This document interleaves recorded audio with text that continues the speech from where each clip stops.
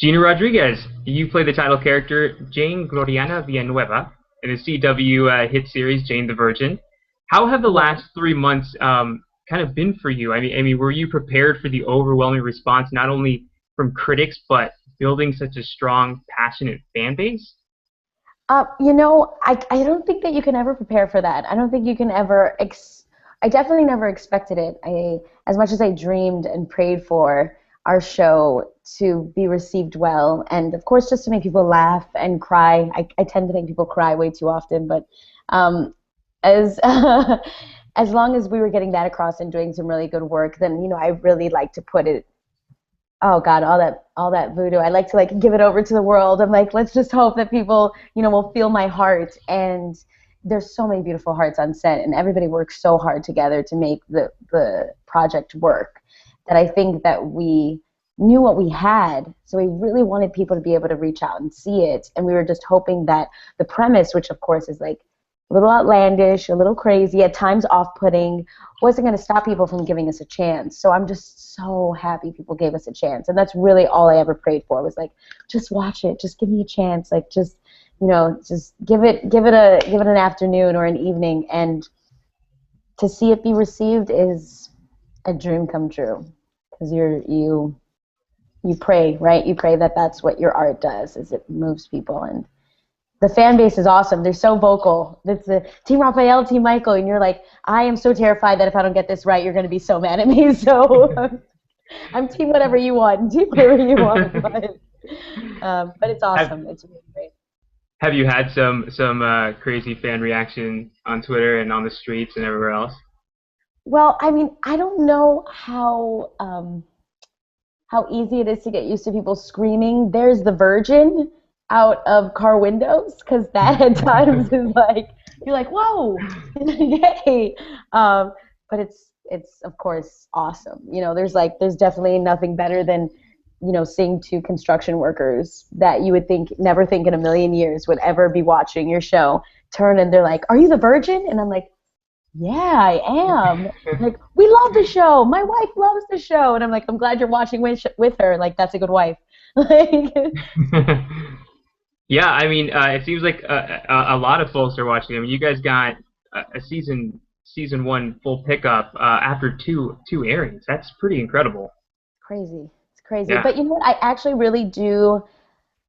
I thank all the amazing critics that gave us that push in the beginning. I mean, their ability, and of course the respect that I have for them, giving our show a chance and then writing so well about our show and really promoting it. They're the ones that made that happen for us, because they put it out into the world like, listen, don't be thrown off by this storyline. It's credible. Like, we've been there, we've done it for you, and that was that was definitely the big blessing, the big push.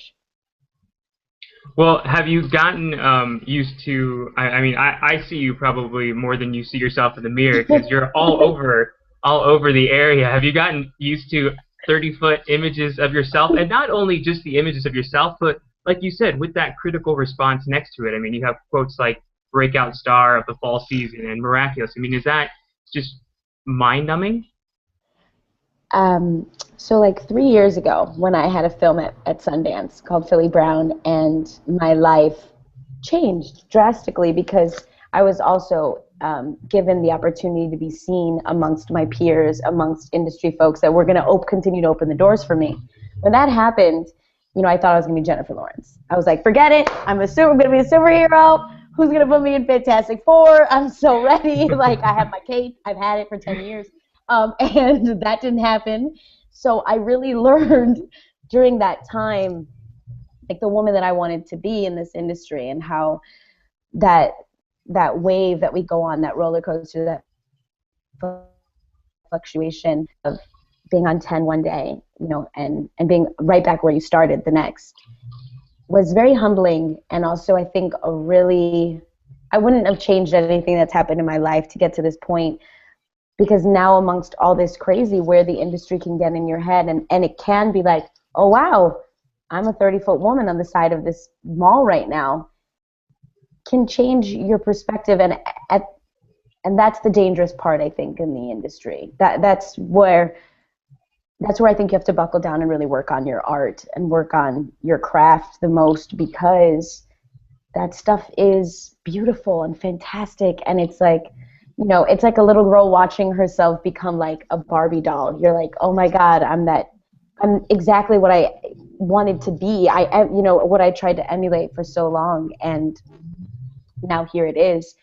So for me, looking at all those different images around the city, first being like, I'm so sorry guys that I'm just bombarding your life with this with this like this crazy face and this pregnancy test, but more so like, all right, now I really have to do some good work, because if that's going to be on the side of a mall, if people are watching it, then I have to prove to them that I'm worthy of that, you know, and not the other way around.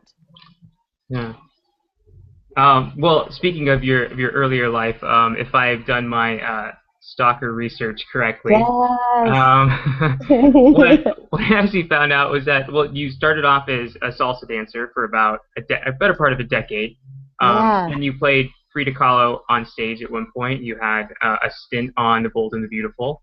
And then, like you mentioned, your breakout role in Philly Brown, which was nominated for the Sundance Grand Jury Prize. And also you and the cast, which included, I mean, the late, great Jenny Rivera and Lou Diamond Phillips and Academy Award nominee Edward James Olmos. You guys all, you know, took home an Alma for achievement in film. And then you had an opportunity for a show that's currently on Lifetime that you decided to pass on, I believe. And again, feel free to correct me on your background, but could you also tell us at that point, how did Jane come along? Was it just a basic audition process? I mean, did you have any kind of pushback because the title, as you mentioned, is a little off-putting, a little quirky? Take us, I guess, through that process. Well, for me, you know, there were a lot of roles in between Philly Brown and currently this beautiful experience called Jane that, you know, like I had said, I was really figuring out the woman I wanted to be in the industry at that time during Philly Brown, and I had amazing support by ABC, by many networks, but ABC gave me a talent deal right outside of it. And then I had opportunities that I had passed on, and it wasn't really opportunities I had passed on, I would say journeys that I had decided weren't going to be mine and weren't something that I wanted to come out of the gate doing as an introduction to television. Because as, you know, as a woman of color in this industry, never really seeing myself as anything different besides the fact that I can get a really great tan, but you know, like having that reality in my life of, you know, this is what you walk around with, this is the woman that you are, this is the culture that you live, this dual culture that you live. Where does your art lie in making change in the industry? And for me personally, I had always dreamt of more diversity on screen, solely because I think it does something to a child, you know, and this is for any ethnicity. To see yourself, to see your background, to see where you've come from, whether that be a state, a religion, a culture, portrayed on screen in a positive light, it changes the way you perceive yourself, I think, as a little kid. And for me as a little girl, feeling like acceptance was, I think all of us, we desire acceptance. We desire to be loved and accepted for who we are, for our flaws. But to never see yourself on screen, there's a lack. There's this like divide in where you are accepted. And I thought that if I can use my art to make younger kids feel either with beauty norms, the fact that, you know, I myself struggle with, I have Hashimoto's disease, and so I struggle with like staying super thin in an industry where that calls for that body type, wanting to break down those barriers, wanting to say like, no, every body type is beautiful and every body type deserves to tell a story. And then with my culture, Latinas can I can tell anybody's story. You know, God willing, if I have a mouth, you know, I'm a griot. I tell stories, and stories are at the core human experiences. Love, you know, wanting success, wanting your dreams to come true. So for me, it was very important to see Latinas in a positive light, telling these beautiful humanistic stories. Besides, you know, the accidental artificial insemination, a little wild, but, you know, with telling these humanistic stories of love and struggle and challenges and wanting a family, wanting, your goals to come true, wanting your career to come true. Jane, when I was told that I was going to go in for Jane and Jane the Virgin, I've always been one to, like, I don't judge a book by its cover, because I don't want anybody to do that with me, because then that means limiting, and I don't want to be limited. So I don't limit the projects that come up to me by saying, oh, well, that's great. I don't like that title, so I'm going to have to back off. I'm like, great, let's read it. Oh, she's accidentally inseminated. That's a crazy plot twist.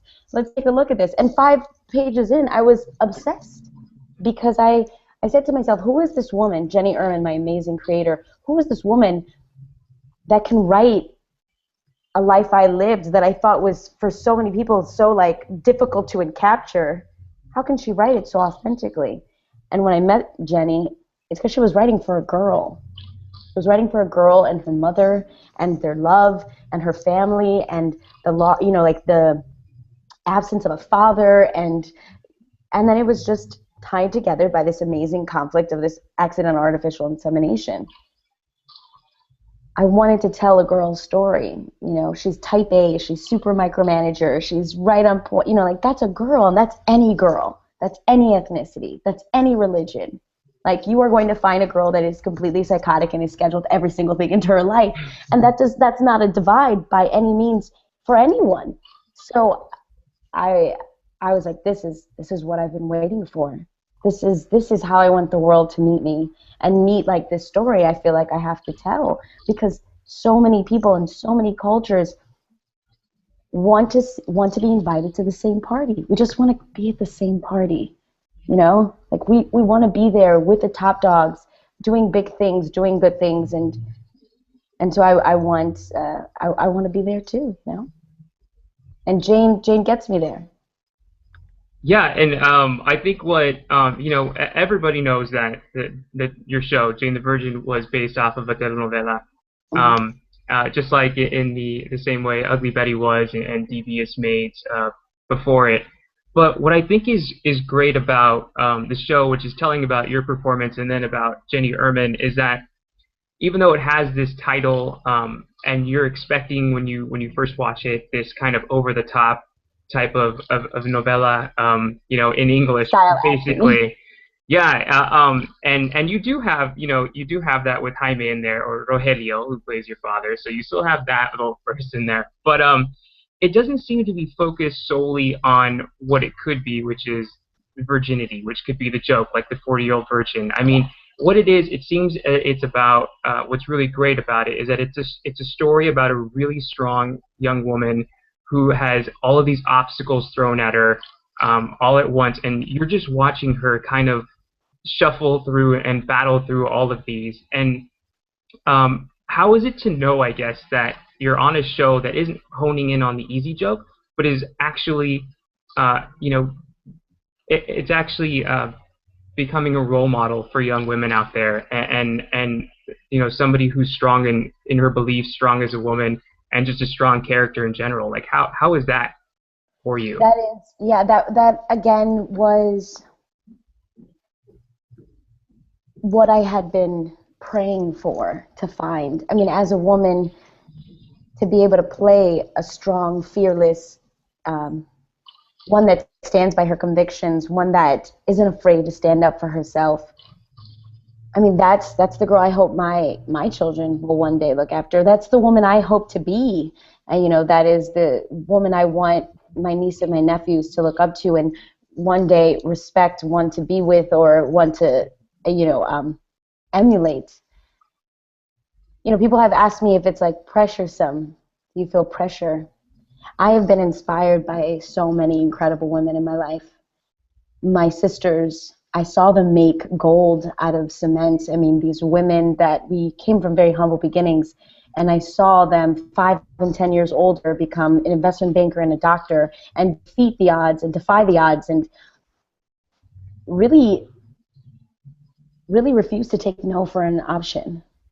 And as I try to implement that into my career as an actress, to be able to play a character that is exactly that is encouraging, it's empowering, and it's inspiring. And I think to myself, bring on the pressure.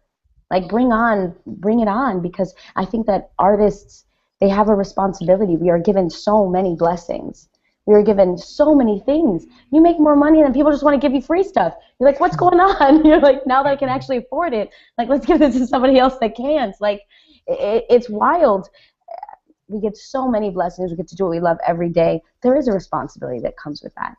And to be able to play, and that's not to say that only play role models, only play, characters that are as at times saintly as Jane, but the beautiful I think aspect of the project is that Jane is a virgin, she's not a saint. She goes through these unfortunate incidents and makes thoughtful choices, and you're able to have a commentary on her life and then yours. You're able to say that, like, this woman isn't just perfect, and she has flaws, and she does fall to temptation, and she does lie, but there's redemption, and there's always a way to try to continue to work on your character as a human being. So she's just kind of a reflection in what I would say I try to work on every day as an actor. And then ultimately, the images I would love to put out there, because we are bombarded by images that are very different from that image. It's nice every once in a while throwing a character's like, yeah, she's a virgin, but she's still hot. She's still got her stuff together, and she's still like, she's still cool. Why not put out images like that? Especially because we know that images such as Jane can change the way somebody makes a decision. Art does change the way somebody feels about themselves, the way they decide to make that next move. Maybe not all the time, but once in a while. And so if it's hitting people once in a while, might as well play somebody that's awesome. Like, the fact that she could say no is so badass to me. It's like, we're always so afraid to say no. No joke. And it must also be empowering, because as you have mentioned, it's a role for a Latina, and it's a strong role. We had Ugly Betty, and it was, America Ferrera was great, and she won like every award out there. But it was a caricature of the novela. It was still in that kind of grand novela type, loud, colorful, just insane situations. And then you have, devious maids, who is, I hate to say it, kind of a typecast, of a Latina. You play a maid, or you play somebody loud, or somebody outrageous, or whatnot. Then you have Jane, and she's just a girl on the street. Yeah. She's every woman, and she is every woman. She really is. Oh, I missed that last part. Oh, no, there wasn't a last part. I was listening to you. Come back to me now. Oh, okay. Yeah, she's incredible. And that's all Jenny, and that's Jenny's beautiful mind of being able to put out this girl that anybody can relate to. And then these characters around her that allow for so many more people to relate. So it's like, if you don't relate to Jane, that's fine. There are other stories that you can relate to. And there's commentary on life without putting judgment. It's not like this is the way to go and this is the only way to go. It's like, here's a way. It may work, it may not. Here's another way. And in the integration of so many social issues right now, social topics, is fantastic. I'm obsessed with Jenny.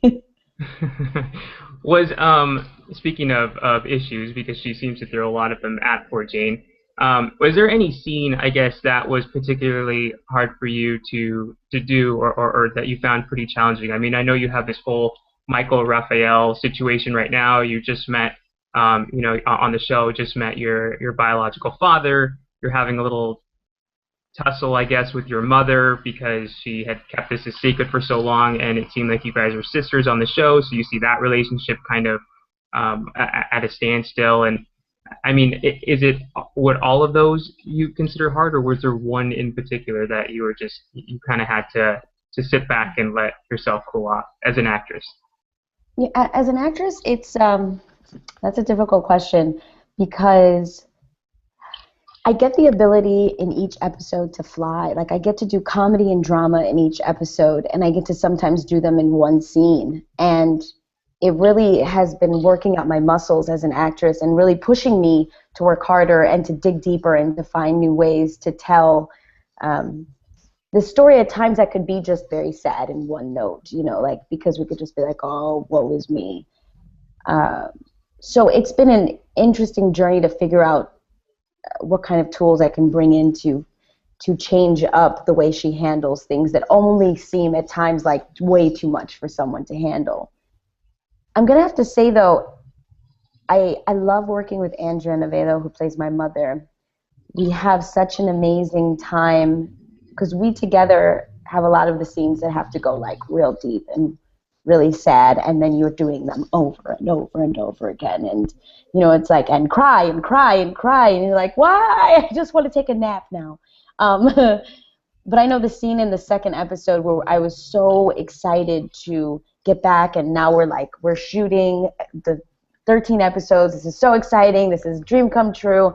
And it was like second day. All right, now do a page monologue about a milkshake, and you're just like, what? Like, and I got like, but you're on the top of your world, and this is just such a scary low point for Jane. So I remember going through that scene specifically with Andrea and her turning to me and just being like, let's do this. I got you.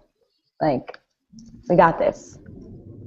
Oh, that's great. And then seeing the scene where they like stay on my face for 45 seconds, like for the whole monologue. And me being like, wow, you guys decided to just stay on my face. That's what we decided to do. But it was a beautiful opportunity to fly as an actress, but it was a very difficult experience, knowing that I wanted to be as truthful and honest, and as you're saying this long monologue that at times can be like, this is like I am totally giving exposition right now. I'm telling everybody my thoughts through and through, but how do I really get them into my heart and see that these thoughts, it doesn't matter about the words, it's the way I'm feeling, and all these words could just be like, because they are, you know? That was tough and fantastic at the same time. I think the difficult scenes, they thrill me. I get a thrill. I mean, like that's what I live off of, that challenge. Well, it's meeting those challenges that has now put you in a position, because we are an awards website, as from what our experts and editors consider a very, very great shot at a Golden Globe nomination. The announcements are coming up in a few weeks. That would put you in a category with the likes of Julia Louis-Dreyfus and Amy Poehler and Lisa Kudrow. Does it sound crazy to you that there's that buzz out there, or are you prepared for the possibilities of what could be coming? It's definitely a mixture of both where, Ralph, I've worked so hard, and I will not stop working hard to prove that I feel blessed and grateful for these experiences that I've been having, and the ability to tell a story to whichever girl out there is needing this story to be told to, or any boy that's needing this story to be told to. To be considered is already worlds of dreams right there. To be nominated, ridiculous. It's a wrap. I'm like, I'm shutting this down. I'm like, But I think that the reason why I was able to get to where I was because I did dream of those billboards. And I do dream of being there in that hall with the men and women that have inspired and I have admired and have empowered and pushed me and have drove me to have ambition to be where I am today. I think that you have to believe it can happen to you in order for it to happen. And I believe that if I continue to do good work, it's patience and faith, and it's, hopefully a matter of time when I could be sitting amongst the peers I always believed I would be. You know? Yeah, that's great. Well, I mean, you're in a great spot, and it would be a very deserved nomination, if I do say so myself. So we wish you the best of luck this coming award season. Congratulations on the success of the show and all that you're having, and we hope to have you join us again pretty soon. Thank you so much, Ralph, and I hope to join you very, very soon.